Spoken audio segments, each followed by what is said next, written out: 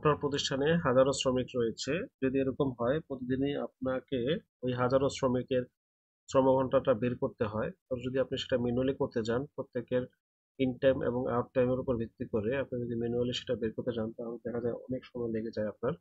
তো এটা আপনি খুব সহজেই এক্সেল ব্যবহার করে কিভাবে করতে পারেন।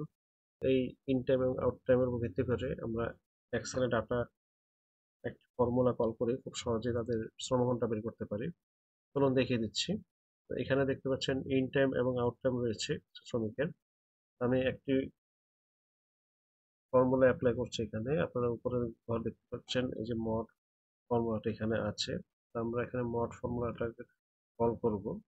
আমরা এই আউট টাইম থেকে মাইনাস করব ইন টাইম, মাইনাস করব, দেন কমা দিব, 1 দিয়ে দিব ডিভাইজার হিসেবে, দেন আমরা এটাকে মাল্টিপ্লাই করব 24 দিয়ে, দেন এন্টার প্রেস করে দেখতে পাবো আপনার এখানে চলে এসেছে শ্রমঘণ্টাটা।